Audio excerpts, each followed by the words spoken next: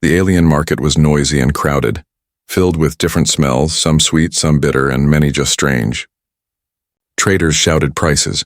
Robots beeped as they moved, and aliens from all across the galaxy bargained for food, clothes, or shiny tech. But in the middle of it all, one small figure sat on the ground, shaking. She had no clothes, no shoes, not even a blanket to cover herself. Her skin was pale and bruised, and her long silver hair was messy, covering part of her face. The ground beneath her was cold metal. People walked around her, not looking for long, pretending she wasn't there. Some laughed. Some whispered. One alien child pointed at her before their mother quickly pulled them away. No one wanted to touch her. No one asked her name. In this part of the galaxy, abandoned beings, especially ones with no clothes, were treated like garbage, not people. She was just trash to them. She sat with her knees to her chest, arms wrapped around herself, eyes blank. Her lips were dry. She hadn't eaten in days. She didn't cry anymore. There were no tears left. A group of alien guards passed by. One looked at her, grinned, and said loudly, "Still here? Thought someone would have picked you up as a pet by now." The others laughed. She didn't move. Suddenly the crowd shifted. A tall human walked through the market. He wore a dark coat and heavy boots. His face was half covered with a scarf, but his eyes were sharp. He looked like someone who had seen war and survived. His name was Jack Thorne. Jack was just looking for engine parts. He wasn't in the mood to deal with alien drama. But as he turned a corner, he saw her, the girl, sitting alone, naked, unmoving. Jack stopped. For a moment, the market noise faded. The world paused. His eyes locked onto hers. She looked up just for a second. Her eyes were bright violet, too bright to be normal, but they were filled with something he recognized. Silence, pain, and a kind of strength still holding on. Then her head dropped again. She expected nothing. Not even mercy. Jack looked around. No one cared. No one helped. And that made him angry. He took off his coat and walked toward her. The moment he stepped closer, several aliens gasped. One vendor hissed, "Hey, don't touch that thing. She's cursed or something." Another added, "No one knows where she came from. Could be diseased." Or worse, a large insectoid guard blocked his path. "Move along, human." "She's not yours." Jack stared at the guard, unmoved. "She's not anyone's, right?" "She's trash," the guard said, laughing. "Leave her. Unless you're here to buy her, which you can't. She's not for sale." Jack didn't speak. He stepped past the guard. The crowd murmured. Some laughed again, waiting to see what would happen.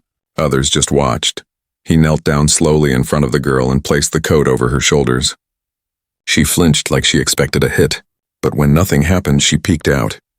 The coat was soft, warm. It smelled like metal and fire, but it was kind.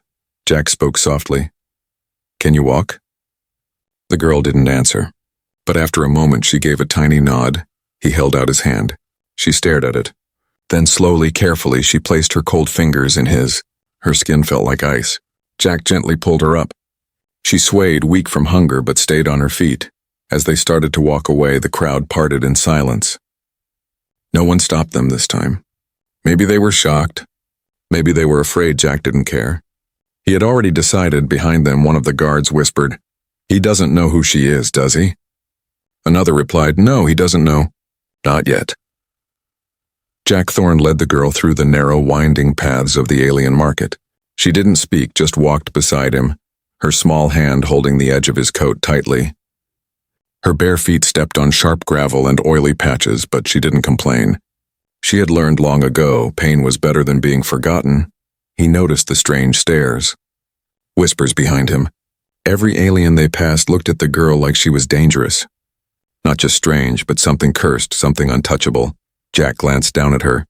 The coat looked too big on her small body. Her eyes were still downcast. But she was walking step by step.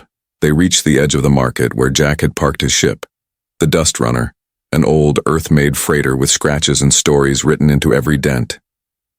The ramp opened with a tired hiss. As they stepped inside, the girl froze. It was quiet in the ship. Warm. Safe.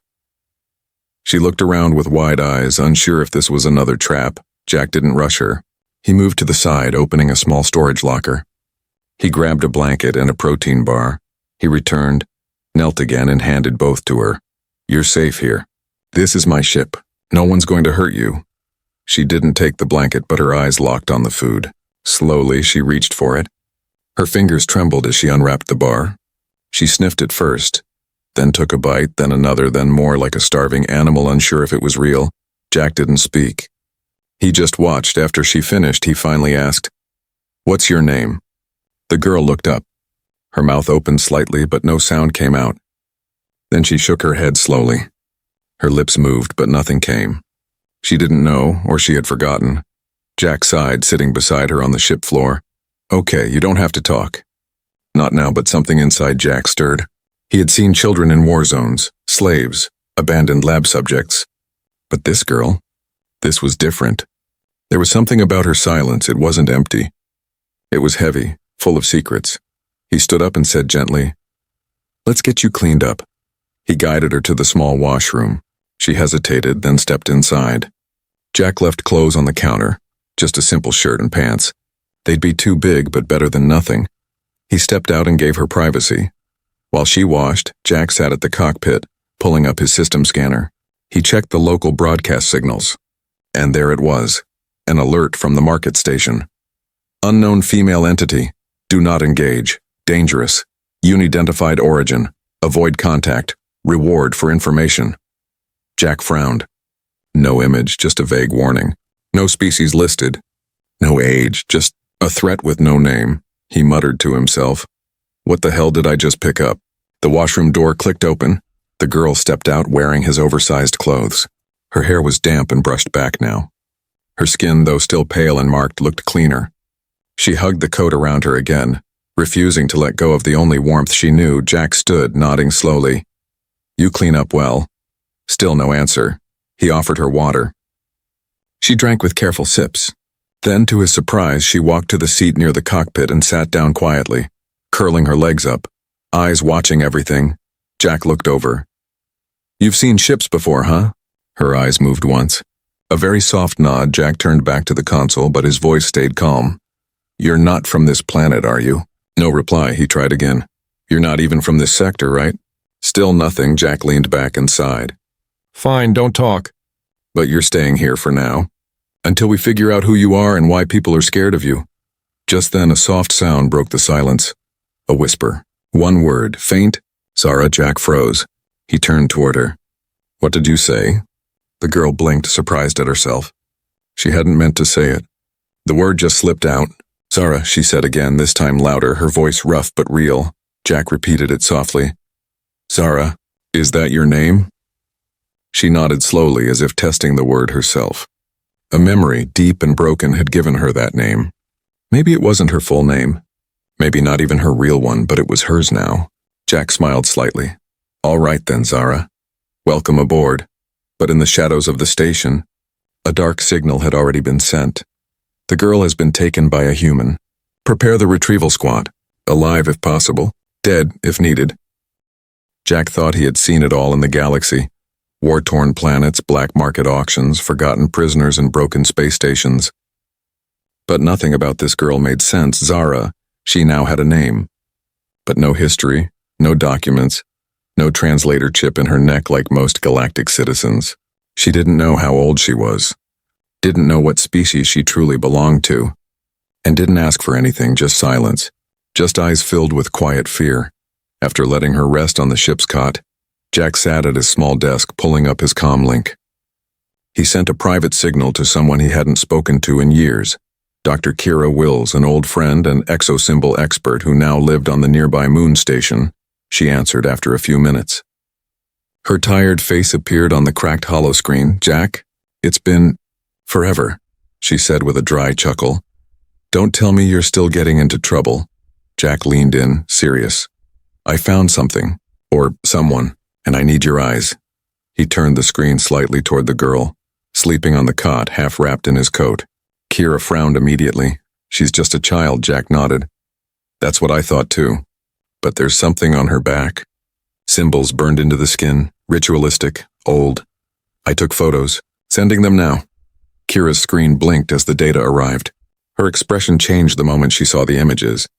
Her voice dropped. "Jack, where did you find her?" "In the market. No one would touch her. No one even claimed her. But they all looked scared. Like she was cursed, Kira stared at the symbols, eyes wide. She whispered almost to herself, "These aren't just marks. They're royal sigils, ancient ones. From the Elleran bloodline." Jack frowned. "Never heard of them." Kira leaned closer to her screen. "You wouldn't. They were erased from all common galactic records nearly a century ago. The Elleran were rulers, genetic empaths able to control minds through emotion. Some say they could bend leaders with a glance. People feared them. That's why they were destroyed." Jack looked at Zara again, her soft breathing, her small frame. "She doesn't look like a ruler." Kira nodded slowly. "That's the dangerous part. If she's the last. She's not just a child. She's a symbol, a threat. Many species would kill her before anyone learns who she is." Jack's jaw clenched. He had seen enough children turned into weapons. "She's not a threat," he said. "She's a survivor," Kira added. "And she's marked with the Queen's crest. Only high priestesses or daughters of the line had that." Jack froze. "You're saying she might be royalty?" "I'm saying," Kira replied softly, "she might be the last royal blood of a dynasty that was hunted to extinction." Jack ended the call and sat in silence. Zara stirred on the bed. Her eyes opened, violet glowing slightly in the dim light. She looked at Jack, sensing his mood. He forced a small smile and walked over. "You feeling okay?" he asked gently. She nodded. "Do those marks hurt?" he asked, sitting beside her. She hesitated, then slowly turned her back toward him. The shirt lifted slightly, showing the angry red symbols burned into her skin. They weren't fresh, but they were deep, deliberate. Burned with purpose, Jack touched the edges softly, and Zara flinched but didn't pull away. "Did someone do this to you?" he asked. She didn't speak, but her hand moved to her chest, then outward in a small gesture. "Like pushing something away? Did you run away?" he guessed. She nodded once. Her eyes flicked toward the ship's sealed door, nervous. Like she feared someone would come. "They're looking for you, aren't they?" Zara's hands trembled. She pulled her knees close. Jack didn't push further. Instead, he stood and said, "You're safe now. I promise." But even as he said it, red lights blinked on his console. An unauthorized signal pinged his ship from the station below. Searching for heat signatures and movement patterns, Zara looked up at the blinking light. She knew what it meant. "They're here," she whispered. Her voice was shaky but clear. It was the first full sentence she had spoken. Jack turned fast. "Who's here?" She whispered one word only. "Hunters." Jack rushed to the cockpit, fingers flying across the controls. They needed to launch now. Before anyone locked on, the ship's engines powered up. Zara stood slowly, gripping the coat tighter. Her shoulders were shaking, but her eyes had fire now. Not fear, something deeper. She had been hunted her whole life. But now, someone had stood for her. Jack didn't know everything about who she was, but he knew one thing for sure. She was not going back. The dust runner shot into the sky, leaving the alien market station behind. Jack pushed the engines hard. His fingers moved quickly across the control panel, watching the radar closely. Red dots appeared. 3 small ships had launched behind them. Fast, silent hunters. They weren't there to arrest. They were there to erase. Zara sat behind him in the second chair, hugging Jack's coat tightly, her eyes locked on the screen.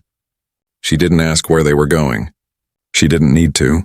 She had lived too long being chased. Jack glanced at her. "They're tracking us, but they won't catch us before we jump to FTL." Zara didn't reply. But she slowly stood up and moved to the center of the room. She closed her eyes. Jack noticed something strange. Her breathing slowed, then changed rhythm. Like a song. Soft hums came from her lips, barely louder than the ship's engine hum. He couldn't understand it, but something about it felt powerful. The lights in the cockpit dimmed slightly. The ship's AI flickered. "Warning! Foreign energy wave detected." Jack spun in his chair. "Zara? What are you doing?" She didn't answer. Her eyes opened, glowing softly now. Not bright, not dangerous, but alive, she whispered again. A single word that didn't translate through the ship's systems. It wasn't in any known database. Suddenly, the radar shifted. The red dots, those chasing ships, disappeared for a moment, then reappeared farther behind. Like they'd lost track of the dust runner for a few seconds. Zara sat back down, her face pale, tired. She looked at Jack, eyes heavy. "I made them blind. Just for a little while." Jack stared at her, speechless. She wasn't just surviving. She was doing things no tech could explain. He asked softly, "How did you do that?" She looked at him, unsure. My mother used to sing like that, she said slowly, voice shaking. Before they burned her, Jack's heart tightened. He said nothing for a moment. Then he asked, "Your mother, was she like you?" Zara nodded. She could speak to the deep, the silent layer, not just to people but to machines. To the space between stars, Jack didn't understand all of it, but he knew enough. This girl was carrying something old inside her, not just blood, knowledge, power. He brought the ship out of the system into dark space where tracking was harder. No stars, no light, just safety in the dark for a moment. He stood and brought Zara a warm drink. She took it with both hands, sipping slowly. "Can I show you something?" Jack asked gently. She nodded. Jack opened a small side drawer and pulled out an ancient book, an old Earth artifact. The cover was faded. The pages were yellowed, but inside were pictures of symbols and languages from forgotten times. "I keep this for strange days," he said, smiling a little. And today is strange. He flipped to a page with curved symbols. Zara's eyes widened. She pointed to one word with her finger, then another. Her lips moved as she read them, softly like remembering a lullaby. Jack leaned in. "You can read that?" She nodded. "This is my people's first language. Before the galaxy changed it," Jack grinned. "You're full of surprises," Zara whispered. "I remember a lullaby. My mother sang it. I didn't know what it meant until now. The words were part of this. Old language, and can you say it?" Jack asked. She hesitated, then softly began to hum and whisper the song. The ship's lights pulsed gently with her rhythm. The air felt heavier, not dangerous, just ancient, like history breathing through her. When she stopped, she looked down. "I'm sorry. It always does that." Jack shook his head. "Don't be sorry. That song saved us." Just then, the ship's alert beeped again. A message not from the hunters, but from the deep comms to all vessels, a warning. "The lost tongue has been heard. Any ship carrying. The speaker is to be stopped immediately. The elders will not allow her to return." Jack's jaw clenched. "They heard her." Zara gripped the edge of the seat. Her voice was a whisper. "They're afraid I'll wake the stars." Jack stood tall, his voice steady. "Let them be afraid. You're not alone anymore." And somewhere in the silence of space, something old shifted, something that had been sleeping for a long, long time. The dust runner floated quietly in the shadow of a dead moon. Jack had powered down the engines, cloaking the ship in cold darkness. Outside there were no lights, no beacons, no sound, just endless black. But Jack's gut told him they weren't safe. Not yet. Zara sat in the co-pilot seat again, still wrapped in his coat. Her legs were tucked under her, and her hands trembled slightly from exhaustion. Her glowing eyes flicked between the screens and the stars beyond the glass. "They're close," she whispered. Jack didn't question how she knew. She had sensed the hunters before the scanners did. He trusted her instincts now more than the ship's systems. He adjusted the controls manually, keeping power at minimum. "We can't outrun them in open space. But we can hide." Zara looked at him with worry. "They'll find us. They always do." Jack gave her a small smile. "Well, this time, they'll be surprised, 20,000 kilometers away." A ship shaped like a bone shark moved through the darkness, silent, armored, and deadly. Inside were 5 elite alien hunters from the Order of Silence. Their leader, a creature with no mouth but rows of eyes, stared at the scanner. "Human vessel disabled its heat trail," one hissed. "But she's on board. We can smell her power. Orders are clear," another replied. "She must not survive long enough to be found by a seer." They released a small orb, a seeker drone, programmed to scan for psychic residue. Zara had used her voice recently, and the ancient frequency still floated like smoke in the void. The drone followed it. Back inside the dust runner, Zara suddenly winced, holding her head. Jack rushed to her side. "What is it?" "They sent a seeker," she said through gritted teeth. "It smells me." "It listens for the old words." Jack narrowed his eyes. "Then it's time we give them something else to listen to." He got up and moved to a secret panel near the floor. Inside it were old Earth weapons, legal in some systems, outlawed in others. He pulled out a compact electromagnetic mine and a handheld pulse cannon. "Stay back," he told her, then handed her a small shock beacon. "If anything happens to me, push this. It'll activate the ship's emergency escape sequence. It'll drop you into deep sleep and auto-jump you far away." Zara grabbed his arm, her voice shaking. "Don't go out there. Jack placed a hand gently over hers. Hey, I've been hunted before. They won't get me easily. He put on his suit and slipped through the small service hatch near the airlock. In the emptiness of space, he moved slowly along the ship's exterior, magnetic boots clinging to the hull. Far off in the distance, he saw a faint glow, too small for a ship. That was the Seeker. He knelt by the ship's vent port, attached the mine, and whispered, "Let's make some noise." Back inside, Zara stared out the window. She felt something in a shift. Not from outside, but inside herself, a deep hum, a vibration in her bones, the same feeling she'd had in her childhood before the raid. She closed her eyes. Let the hum grow. Let it speak. In her mind, voices whispered, not in fear, but warning. He will die for you if you let him. Zara stood up, breathing fast. She looked at the button Jack had given her, the emergency beacon, and pressed it. Outside, Jack aimed the pulse cannon ready to shoot the Seeker. It had just spotted the ship, glowing now, scanning waves flying toward the hull. Suddenly, a deep pulse of energy exploded from the dust runner. A wave of golden light burst from the escape pod area, catching the Seeker mid-scan. It shook, scrambled, then burst into silent sparks. What the? Jack gasped. Then the ship's voice rang in his comms. Escape sequence activated. Stasis put online. Countdown 20 seconds, he cursed. Zara. He turned back and rushed along the hull toward the entry hatch. She launched it, he muttered. She's trying to save me. Again. He made it inside just as the pod's doors began to close. Inside, Zara lay curled, already halfway into stasis. Her breathing slowed. Eyes half shut, Jack threw himself forward, slamming the override switch. The pod hissed open again. Zara blinked weakly. Why? Didn't you let it take me? Jack leaned down, pulling her into his arms. Because I didn't save you just to lose you again. As the dust runner fired up once more and vanished into hyperspace, the hunter ship arrived, too late. The Seeker was gone. The signal lost. The girl had slipped away again, but one of the hunters growled softly. She's remembering too much. Next time we strike before she sings.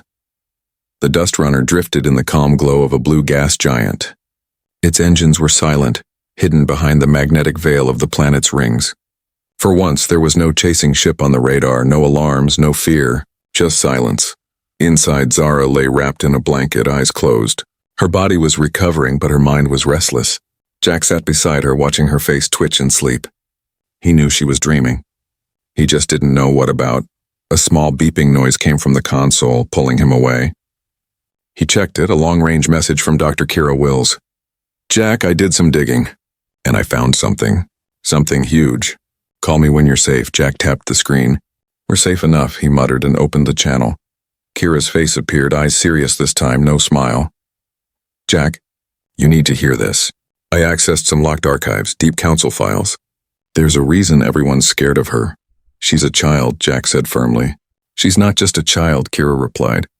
Her full name, before it was erased, was Zarael Inisel Damine. That name belonged to the first voice of the Alaran High Court. A line that was believed to have ended 94 years ago during the Purge. Jack looked toward the girl sleeping. You mean she's a direct heir? Kira nodded slowly. Not just heir. Zarael wasn't born after the fall. She was born before it. During the Purge. That means she was hidden, probably frozen, kept in cryostasis for decades. That would explain the memory loss, the body weakness, the old songs she remembers. Jack's voice dropped. She's not just the last of her kind. She's a living memory, and the galaxy's greatest threat to silence, Kira added. Because if she remembers everything, how to awaken the royal code, how to activate the empathy lines, she could unite half the species that once bowed to her blood. Jack ended the call and stood by the cot. Zara opened her eyes slowly, sensing his presence. Zarael, he said softly, testing the name. Her body tensed. She looked at him with wide eyes. Where did you hear that? He sat on the floor beside her, speaking gently. That's your full name, isn't it? She looked away, ashamed. I didn't want you to know. Why? Because everyone who knows that name dies, she whispered, voice cracking. The last person who said it out loud. They burned. Just for saying it, Jack reached out and took her hand. You're safe with me. And your name isn't a curse. It's yours, she breathed slowly. Her fingers tightened around his. I was supposed to be crowned before the Purge. My mother hid me in a cryo chamber. She kissed me goodbye and sang the lullaby. Then she locked the pod. I never saw her again. Tears welled up in her eyes, but they didn't fall. When I woke up, everything was gone. My home, my people, my name. Jack pulled her gently into a hug. She didn't fight it. For the first time, she let herself be held, not like an object, not like a tool, but like a person. Zara or Zariel, whatever name you choose, he said. I'm not letting anyone take you again. But far across the system, another figure listened in silence. In a dark chamber lit by violet crystals, High Lord Serex of the Shadow Order tapped his clawed fingers together. Zariel lives, he muttered, and she remembers her name. Beside him, a female alien with smooth gray skin bowed low. The human has protected her well, Serex smiled coldly. Then we will use that against him. He pressed a button, activating an old bounty from the human's past. Jack Thorne, former Earth military officer. Deserted after the fall of Kaven. Charges: disobedience, smuggling, harboring high-value targets. Status: wanted dead or alive. Serex whispered. Let the galaxy hunt the hero. Let the girl watch the only person she trusts be hunted for her. Back aboard the Dust Runner, Jack prepped the nav system for the next jump. Zara stood beside him, quiet but strong. There was still fear in her, but there was something else now. Purpose. She placed a hand on the glass, looking at the stars. I need to go to Alaris, she said softly. Jack turned. That system's restricted. The old ruins are sealed off. Guarded. I remember something, she said. A place beneath the temple ruins. A chamber. That's where the real memory is stored. Not just mine, but my people's, Jack sighed. You sure about this? Zariel looked at him, eyes glowing softly. I'm sure of who I am now, he nodded. Then we're going to Alaris, and outside. The stars shifted, like something ancient was waking again, drawn to the girl who finally remembered her name. The ruins of Alaris floated like bones in space, silent and forgotten. Once the heart of the Alaran Empire, now it was a sealed grave buried under layers of law, fear, and time. Ships were forbidden to enter. Patrol drones circled it day and night. Anyone who approached was shot on sight, but that didn't stop Jack Thorne. The Dust Runner came out of jump just outside the outer defense ring. The ship's alarms beeped, proximity alert. 3 automated defense satellites turned to face them. Laser ports glowing red. Zariel, Jack said calmly. You said there's a way to get in. We don't have much time. Zara sat still in the co-pilot seat, her eyes glowing gently. She didn't speak, but she sang. Softly. A low tone like a hum whispered through space. The ship vibrated. The lights blinked once, then steadied, and then the satellites powered down. Jack blinked. Well, I'll be damned. They flew in through the debris, dodging shattered towers and floating stone statues. The temple entrance was still there, buried beneath collapsed stone and ice. Jack landed the ship beside it carefully. This was it. Zariel stepped out onto Alaran soil for the first time in nearly 100 years. The moment her feet touched the ground, the stones around her began to glow. Soft gold lines spreading across the floor like veins coming back to life. It remembers me, she whispered. Jack followed close behind, pulse rifle ready, eyes scanning for trouble. We need to be fast, he said. That beacon we tripped back there probably woke up more than just the temple. They entered the inner chamber. The walls were covered in old writing, untouched for decades. At the center stood a single pillar with a circular crystal on top. Dull, lifeless Zariel approached it slowly, placed her palm on the crystal, and sang. The chamber filled with light, not bright but deep. It wasn't just color, it was memory. Visions danced in the air. Royal courts, songs, wars, betrayals. Her mother's face, soft and kind. And finally, the fire. The purge, screams, soldiers, everything burning. Zariel staggered back. Jack caught her. She looked up at him, tears in her eyes. It wasn't just about power. They were afraid we could feel. We could connect. The elders feared a galaxy that loved more than it feared. Jack touched her cheek. Then they're going to fear you even more now. But before she could answer, boom, the outer wall exploded in a flash of fire. Dust and stone rained down. Jack covered Zara, pulling her behind a pillar. Through the smoke stepped tall figures in black armor. The Order of Silence had found them. Their leader, High Lord Serex, entered last.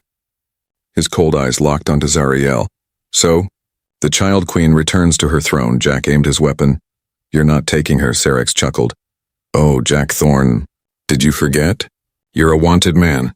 The bounty on your head could buy a moon. Zara stepped forward, standing tall despite her fear. Let him go. I'll come with you. Jack's head turned fast. Zara, no. But she looked at him with soft eyes. They'll kill you, Jack. I can't let that happen. Jack stepped between her and the enemy. You think I brought you all this way just to hand you over? No, he said, eyes blazing. You don't go with them. Not today. Not ever. Sarek smiled coldly. Then you'll die for her. Jack grinned. If I die saving her, then it was worth it. Suddenly Zara stepped forward. Her voice rang out. Not a whisper this time, but a command. Stop. The hunters froze. Sarek's body twitched. What are you doing? He hissed, struggling to move. Zariel stood tall, her eyes glowing like twin stars. Her voice echoing through the chamber. I am Zariel Inisel Domain, first voice of the Alaran line. And I bind your will. The soldiers dropped their weapons. The chamber pulsed with golden energy. Sarek screamed but couldn't move. Jack stepped back, watching in awe. Zara, what did you do? She turned to him, tears rolling down her face. I remembered who I am, and I remembered what my people could do. We don't conquer. We awaken, we connect, and we stop the ones who harm others. She walked toward Sarek and whispered, You don't get to hurt anyone anymore. He collapsed unconscious. The rest of the order fell to their knees. The chamber grew quiet again. Later, as the dust runner drifted away from Alaris, Jack sat beside her, handing her a warm drink. So, what now, Your Highness? She smiled gently. Don't call me that. I'm just Zara. Jack raised a brow. Even after all that? She nodded. Yes, I wasn't saved because I was royal. I was saved because someone cared. Jack leaned back, smiling. Well then, where to, Zara? She looked at the stars ahead, calm and bright. Anywhere that needs healing. And for the first time in 100 years, hope left Alaris, carried by a girl once thrown away, and the human who chose to stand by her side.